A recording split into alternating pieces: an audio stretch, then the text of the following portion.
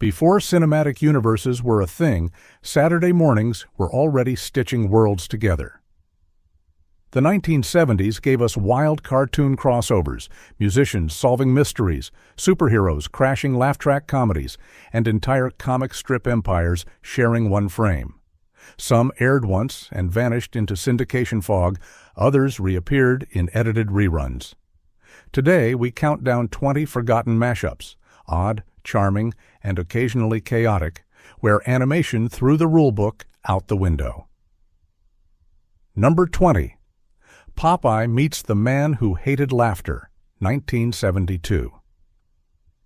Imagine a cruise ship loaded with almost the entire King Features syndicate: Popeye, Blondie and Dagwood, Beetle Bailey, Mandrake the Magician, Flash Gordon, the Phantom, Snuffy Smith, and more, sailing straight into a villain's plan to silence jokes forever. This hour-long ABC Saturday Superstar movie special isn't just a novelty, it's a full-on comic strip summit, a once-in-a-lifetime team-up built around an old-school premise: wipe out laughter and you can control the world. The plot unfolds like a vaudeville revue, gags, pratfalls, and a brisk caper rhythm, while animators juggle a small army of iconographies from Popeye's rubbery fists to Prince Valiant's chiseled profile.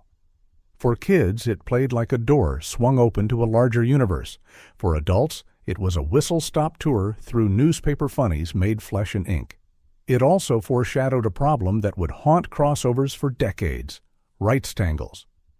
With so many licensors in one special, later reruns were sporadic, home video was spotty, and informal recordings became the only way many fans ever saw it again. Watching it now is like opening a time capsule to the moment when companies dared to stack brands in the same hour and trust the audience to keep up. It's creaky, yes, but wonderfully earnest, an optimistic snapshot of when cartoons believed that more characters meant more joy, and a good punchline could save the day. Number 19. Daffy Duck and Porky Pig Meet the Groovy Ghoulies, 1972. Looney Tunes swagger collides with Filmation freak pop in a crossover you almost doubt existed until the credits roll. Daffy and Porky tumble into a meta showbiz plot, part haunted stage mystery, part talent jam, only to cross paths with the rockin' goth house band from the Groovy Ghoulies. Stylistically, it's oil and water, Warner's elastic timing next to Filmation's budget-conscious looped cycles, but the mashup's charm lies in its tone clash. Daffy's brassy ego storms into a pun-heavy monster clubhouse where the jokes are groaners by design, and somehow the two sensibilities create a midnight movie vibe you can't shake. There's even a surreal live-action coda, a peek at TV's experiment-happy early 70s mindset, when animation didn't mind smashing through the fourth wall if it kept the rating points up. The special's legacy is tangled in the usual licensing vines. It surfaces, disappears, resurfaces in grainy form, then fades again. That transience adds to its legend, a crossover that feels like you dreamed it, then found a faded newspaper listing proving you didn't. It's unruly, unabashed, and weirdly pioneering, an animated world tour where monsters harmonize and ducks complain, and everyone somehow exits on the same beat. Number 18. The Brady Kids, X, Superman, and Wonder Woman, 1972-73. Only the 1970s could pitch this with a straight face. Greg, Marcia, Peter, Jan, Cindy, Bobby, plus Superman and Wonder Woman. Filmation's The Brady Kids slips DC icons into suburban adventures like it's the most natural thing in the world. A school project turns mythic, a field trip becomes a justice mission. And somewhere between a talking Mina Bird zingers and guitar sting transitions, Wonder Woman makes her first animated appearance. The superhero cameos are played warmly, almost avuncular, less cosmic crusaders than cool aunts and uncles dropping by to nudge the Bradys toward bravery and fair play. Kids met capes where they already lived, inside a family sitcom's gentle stakes. The result felt strangely intimate compared to the grandstanding of dedicated hero shows, a cross-brand handshake that told audiences you didn't need a bat signal to do the right thing. Distribution later got patchy, because clearance webs and ownership trails rarely age gracefully, but the memory stuck.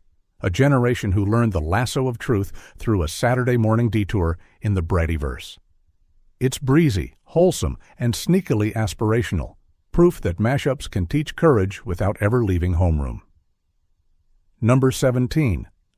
Goober and the Ghost Chasers X, The Partridge Family Kids, 1973. Hanna-Barbera's Goober doesn't just chase ghosts, he drifts straight into a series of team-ups with Lori, Danny, Chris, and Tracy Partridge. Picture it. Bubblegum pop colliding with faux spirit photography as the Partridge Kids become recurring guest sleuths, cheering on Goober's jittery bravery while dodging spook hoaxes that feel one fog machine away from the Scooby playbook. The energy is fast and plucky. Studio harmonies, polka dot capes, and backstage passes to haunted showboats and creaking theaters. And the whole thing doubles as cross-promotion genius. Audiences that loved the live-action family got an animated door back in. Kids who met the band in cartoons might wander to the primetime reruns.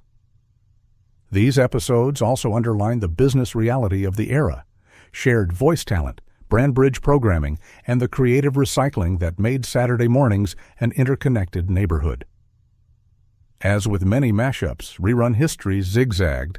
Some packages folded episodes into anthology blocks, others changed titles or trimmed sequences. But the underlying promise remained irresistible. If a mystery needed cracking, the Partridge Kids might just show up, harmony in one pocket and a ghost net in the other. It's cotton candy with a flashlight beam, fleeting, sweet, and precisely what Saturday needed. Number 16. The new Scooby-Doo movies X, Batman and Robin, 1972. The crossover that felt like studio executives read a kid's lunchbox and said, yes. Scooby, Shaggy, and Mystery Inc. get drafted into two capers with Batman and Robin, a tonal collision that lands perfectly. The dynamic duo's straight-arrow confidence meets Shaggy's snack-fueled panic. Caped entrances puncture creaky haunted houses, and clues snap together like batarangs. The stories play fair with both brands. Mystery Inc. still unmasks crooks, but the crooks swing a little bigger. Masked masterminds, carnival freak illusions, and schemes that warrant a bat computer once over. The result doesn't feel like a cameo, it's genuine teamwork, with Daphne conferring like a junior detective and Velma trading logic for gadgets without losing her skepticism. Behind the scenes, the era's guest star clearances and later home video licensing made some installments slip in and out of circulation, adding to the "did I imagine that?" aura when fans compared childhood memories to modern lineups. But when these episodes hit, they play like a perfect handshake between spooky mystery and clean-cut justice, a bridge between Scooby's prankster heart and Batman's orderly world. It set the tone for decades of Scooby mashups to come, proving that the franchise could flex without snapping. Number 15. The new Scooby-Doo movies X, The Addams Family, 1972. This crossover didn't just hint at spookiness, it dove headfirst into it. When Scooby-Doo and the gang arrived at the Addams family mansion, viewers suddenly witnessed two gothic comedy dynasties sharing the same creaky floorboards. Gomez, Morticia, Wednesday, Pugsley, Uncle Fester, and even Cousin It all joined Mystery Inc. for a haunted escapade that blurred the line between creepy and campy. Unlike other guest stars, the Addamses weren't victims or comic relief. They were co-conspirators in the hijinks, their macabre charm matching Scooby's slapstick in oddly harmonious ways. What makes this special unforgettable is the cultural timing. The live-action Addams Family sitcom had ended just a few years earlier, so the crossover acted as both a reunion and a resurrection. For kids too young to remember the black and white TV show, this was their first introduction to the Oddball Clan. Licensing tangles and rerun inconsistencies later made this episode a whispered memory, with many fans recalling fragments, Wednesday's deadpan quips, Lurch's groans, or Scooby's trembling over family pets. The pairing may have seemed unusual on paper, but in execution it was one of the most natural mashups of the era. A gothic family that reveled in the mysterious teaming with a crew that thrived on unmasking it. Number 14. The new Scooby-Doo movies. X. The Harlem Globetrotters, 1972-73. Basketball trick. Shots in haunted mansions? Only the 1970s could deliver it with sincerity. The Harlem Globetrotters were already TV superstars thanks to their cartoon adventures, but when they dropped into Scooby's mysteries, the result was pure Saturday morning alchemy. Meadowlark Lemon, Curly Neal, and the rest of the team brought athletic comedy into Scooby's haunted houses, bouncing basketballs off cobwebbed chandeliers and slam-dunking ghosts into nets. These crossovers doubled as both mystery shows and promotional showcases, reinforcing the Globetrotters brand while keeping Scooby fresh. Fans adored the energy shift. Where Mystery Inc. usually cowered and whispered, the Globetrotters brought swagger, laughing in the face of hauntings while cracking jokes. Yet rerun oddities and shifting syndication rights later pushed many of these episodes into semi-obscurity. Watching them now feels surreal, like two very different brands of entertainment somehow coexisting. The pairing proved how versatile Scooby-Doo had become, bending itself around whatever cultural phenomenon the era threw its way. And in the early 70s, few groups were bigger than the Globetrotters. Number 13. The new Scooby-Doo movies, X Don Knotts, 1972. By the early 1970s, Don Knotts was already America's comic everyman, beloved for The Andy Griffith Show and films where nervous charm met bumbling luck. Dropping him into a Scooby-Doo mystery was a natural extension of his persona. Knotts appeared as a goofy sheriff, stumbling his way through the investigation while Scooby and Shaggy panicked in their usual style. His slapstick meshed seamlessly with the gang's chaos, often making it hard to tell who was more frightened, Knotts or Scooby. The episode worked as both comedy and curiosity. For children, Knotts was simply a funny guest star with exaggerated reactions. For parents, he was a recognizable TV face anchoring their kids' cartoon hour. That dual appeal captured the genius of Scooby crossovers. However, Knotts' appearances later faced rerun edits and limited VHS circulation, leaving many fans uncertain if they had dreamed the collaboration. Decades on, it stands as a charming reminder of how Saturday mornings once blurred generational lines. Parents and kids both laughing, one at the cartoon, the other at the celebrity inside it. Number 12. Yogi's Lark, 1972 TV special. Before Marvel perfected crossovers, Hanna-Barbera was already experimenting. Yogi Bear, Huckleberry Hound, Quick Draw McGraw, Snagglepuss, Wally Gator, Peter Potamus, and more piled into a flying ark to search for a cleaner, kinder world. This television movie, part of the ABC Saturday Superstar movie lineup, was Hanna-Barbera's first true all-stars-on-one-stage experiment. The environmental message, born from growing ecological concerns of the 1970s, gave the cartoon weight beyond slapstick. But the special also showcased the limits of such massive mashups. With so many characters jockeying for lines, depth gave way to cameo chaos.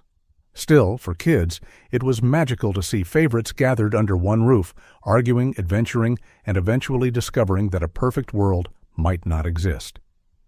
The special later morphed into Yogi's Gang, cementing it as a prototype for crossover franchises to come. Its legacy is twofold, both a charming plea for environmental awareness and proof that cartoon crossovers could carry entire narratives, not just gimmicky cameos. Number 11. The new Scooby-Doo movies, X Laurel and Hardy, 1972. By the early 70s, many kids knew Laurel and Hardy only through grainy reruns of their black and white shorts. Hanna-Barbera gave the comedy duo an animated revival, then folded them into Scooby's guest list. The result? Slapstick legends stumbling into mystery-solving chaos. Hardy's bluster and Laurel's absent-minded sweetness translated surprisingly well into animation, even if the pacing leaned more toward cartoon than classic two-reel comedy. For older audiences, this was a nostalgia trip, rekindling memories of silent-era antics. For children, it was a crash course in vintage humor packaged within Scooby's safer formula. Availability issues later meant this oddball crossover slipped out of circulation, resurfacing only in fan tape trades or scattered reruns. Today, it reads like a heartfelt attempt to keep Laurel and Hardy alive for a new generation, wrapping timeless comedy inside Scooby's haunted mysteries. In that sense, it was less a stunt than a preservation project, one that quietly taught children where slapstick came from while entertaining them with a talking Great Dane. Number 10. The new Scooby-Doo movies. X, The Three Stooges, 1972. Nothing screams slapstick chaos like the meeting of Scooby-Doo and the Three Stooges. Moe, Larry, and Curly Joe crash straight into Mystery Inc.'s world, and the results are as messy as a pie fight in a haunted house. The Stooges stumble through ghost chases, slap each other senseless, and manage to derail nearly every clue hunt with their buffoonery. Scooby and Shaggy already leaned heavily on pratfalls, but with the Stooges involved, the comedy turned into an avalanche. This crossover wasn't just entertainment, it was cultural baton passing. The Stooges, whose comedy legacy stretched back to the 1930s, were being reintroduced to a younger audience that might never have seen their shorts. By packaging them inside Scooby's colorful world, Hanna-Barbera preserved slapstick for Saturday mornings. Yet the humor clashed with network censors of the time, who often worried about the imitability of the Stooges' eye pokes and mallets. Still, the show aired, lightly sanded down, and left its mark. Fans remembered the oddball mashup as both hilarious and chaotic, a crossover that managed to make Scooby and Shaggy look almost graceful compared to the mayhem around them. Number 9. The new Scooby-Doo movies. Ex Phyllis Diller, 1972. Stand-up comedy's grande dame, Phyllis Diller, brought her trademark laugh, outrageous outfits, and sharp one-liners into Scooby's haunted escapades. As a celebrity guest, she played herself, fearlessly tossing out jokes while Mystery Inc. tried to piece together the latest ghostly scheme. Diller's inclusion highlighted the show's curious genius, pairing a talking dog with Hollywood's most recognizable comedians. Kids may not have understood every quip, but parents watching along certainly did, making the show a rare cross-generational bridge. Behind the fun lurked the usual challenges of animated crossovers. Diller's caricature had to be exaggerated enough to read clearly in Hanna-Barbera's simple animation style while retaining her recognizable spark. The result was both familiar and cartoonishly surreal, cementing her in pop culture's Saturday morning canon. But rerun issues, particularly surrounding guest likeness rights, meant this episode didn't always return in syndication, creating a "did that really happen?" aura. To those who saw it, though, it was unforgettable. Phyllis cackling at ghosts while Velma unmasked the villain made for a collision of comedy and mystery unlike anything else of the decade. Number 8. The new Scooby-Doo movies. Ex Dick Van Dyke, 1973. Few stars embodied charm like Dick Van Dyke, and in this animated crossover, he brought all his charisma into Scooby's world. Playing himself as the owner of a failing carnival, Van Dyke teamed up with Mystery Inc. to save the attraction from crooks disguised as spooks. His energy, half slapstick, half song and dance panache, fit seamlessly into Scooby's goofy universe. He twirled, pratfell, and even cracked jokes in rhythm with the gang's usual antics, making him one of the most natural celebrity guests of the run. This episode carried a subtle weight. By the early 1970s, Van Dyke was already a household name, but seeing him in cartoon form reinforced his place as an all-ages entertainer. Like many Scooby crossovers, however, later reruns often snipped or skipped his episode due to contract disputes, which left fans questioning if they had truly witnessed it. The charm, though, is undeniable. Van Dyke's presence turned the cartoon into something more than a gimmick. It felt like an extension of his comedy legacy, refracted through Scooby's haunted carnival funhouse. For kids, it was just another adventure. For adults, It was a surreal but joyous merging of prime time and Saturday morning. Number 7. The new Scooby-Doo movies X, Jerry Reed, 1973. Country music legend Jerry Reed wasn't just a guest star. He was kidnapped as part of the mystery. In this unusual crossover, Mystery Inc. set out to rescue Reed from phony phantoms disrupting his concert. Along the way, Scooby and Shaggy got swept into his country twang and southern charm, while Reed himself contributed both comedy and musical interludes. The mixture of country flair with mystery solving created one of the show's most memorable culture clash episodes. For Hanna-Barbera, the choice was strategic. Country music was booming in the early 1970s, and featuring Reed gave the cartoon cultural relevance beyond its usual bubble. Kids got toe-tapping tunes alongside laughs, while adults recognized Reed's rising stardom. Later syndication proved patchy, since music rights often complicated reruns, making this episode one of the harder ones to track down. But fans who caught it live never forgot Scooby trying to howl along with Reed's songs. It was strange, it was charming, and it demonstrated how Scooby-Doo could stretch to fit nearly any celebrity mold, even a country superstar with a guitar in hand. Number 6. Laff-A-Lympics, 1977 to 79. This wasn't just a crossover, it was the ultimate Saturday morning mashup. Hanna-Barbera gathered nearly every character in its library: Yogi Bear, Scooby-Doo, Captain Caveman, Huckleberry Hound, Grape Ape, Mumbly, Dick Dastardly's doppelganger, and more, and threw them into an Olympic-style competition. 3 teams battled for glory: the Scooby-Doobies, the Yogi Yahooies, and the Really Rottens. Every event, from pie-throwing contests to wacky relay races, was played for laughs and sabotage. The series worked because it treated the crossover not as a one-off stunt, but as a weekly format. It was essentially Hanna-Barbera's answer to the wide world of sports, filtered through slapstick. Yet behind the fun, some parents raised eyebrows. The Rottens always cheated, teaching kids a not-so-subtle lesson about dishonesty. Others questioned whether the endless recycling of character libraries was lazy or brilliant. Either way, Laff-A-Lympics left its mark. For fans, it was exhilarating to see all their favorites on one screen, bickering, racing, and goofing around. Licensing issues later kept the show's reruns inconsistent, but for those who lived through it, it was Hanna-Barbera's chaotic masterpiece of crossover excess. Number 5. The new Scooby-Doo movies, X Tim Conway, 1973.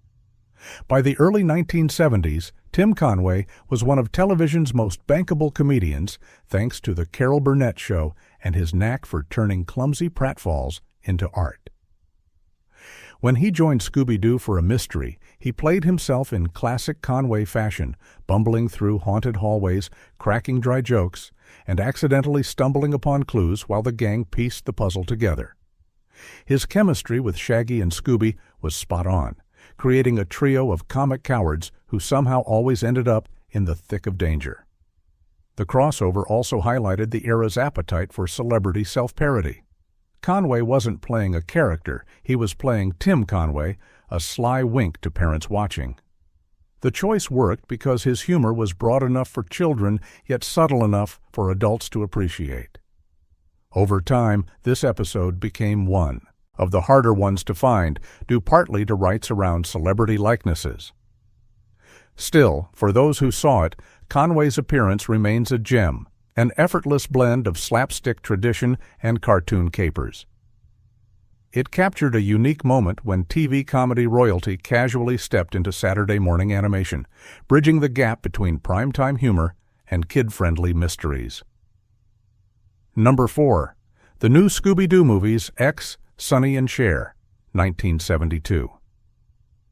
Few celebrity cameos felt as surreal or as glamorous as Sonny and Cher joining Mystery Inc. The iconic pop duo found themselves entangled in a spooky seaside resort mystery, complete with ghosts, disappearing guests, and a trail of clues that kept leading back to their performance venue. Throughout the episode, Sonny's laid-back wit contrasted with Cher's razor-sharp poise, and together they matched wits with Daphne, Velma, and the rest of the gang. The appeal of this crossover lay in its cultural relevance. At the time, Sonny and Cher were household names, with their variety show dominating primetime TV. Dropping them into Scooby's haunted hijinks made the cartoon feel like a true pop culture event. Kids got a kick out of the star power, while parents recognized celebrities they had just watched the night before. However, music licensing later complicated reruns, making this episode one of the more elusive treasures in Scooby's history. Today, it stands as a glittery reminder of just how bold Hanna-Barbera was in weaving real-world icons into their animated mysteries. Number 3. The New Scooby-Doo Movies, X Jonathan Winters, 1972. One of comedy's greatest improvisers, Jonathan Winters, entered Scooby's world with his trademark offbeat characters and rapid-fire impressions. In his guest spot, Winters essentially played multiple versions of himself, switching voices, disguises, and personas as the gang chased down another supposed phantom. His manic energy gave the episode a flavor unlike any other, a whirlwind of surreal humor dropped into the structured formula of Scooby's mysteries. For kids, Winters' antics were simply funny, though they may not have grasped the full brilliance of his improvisational talent. For parents, it was a surreal joy to see a master comedian bend the rules of animation as easily as he bent the rules of live performance. Like many Scooby crossovers, however, reruns became complicated due to rights over celebrity likeness and voice recordings. That scarcity gave the Winters episode near-mythic status. Many fans remembered fragments but couldn't prove it existed until bootleg recordings surfaced decades later.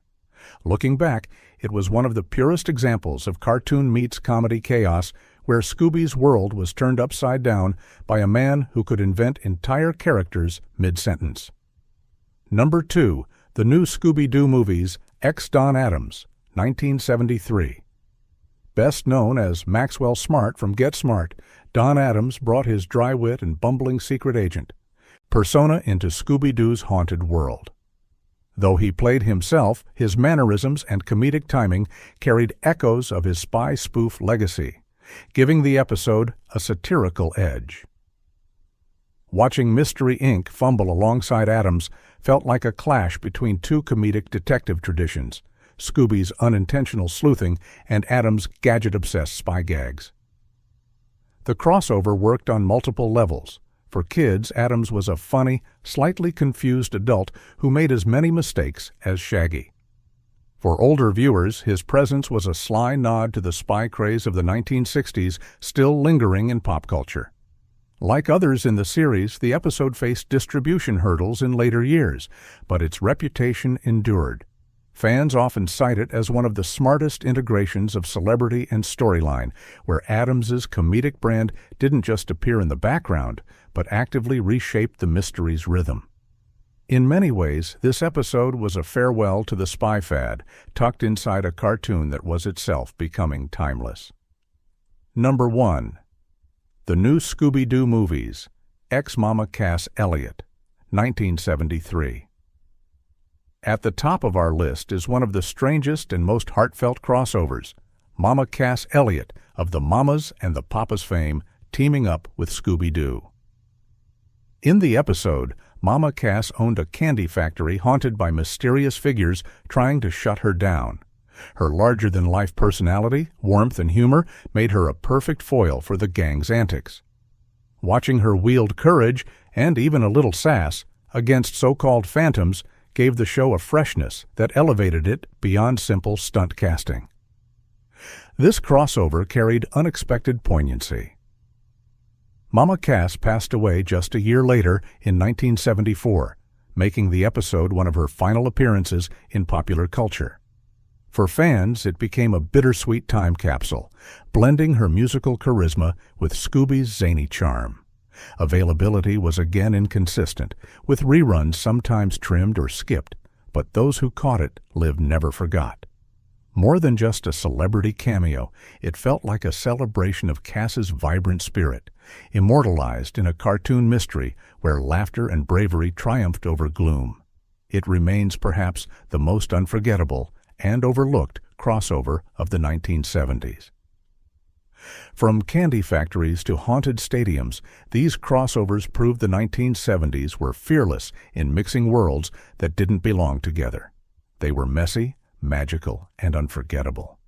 Which one do you remember most? Drop your thoughts below and don't forget to like, share, and subscribe for more hidden gems of cartoon history.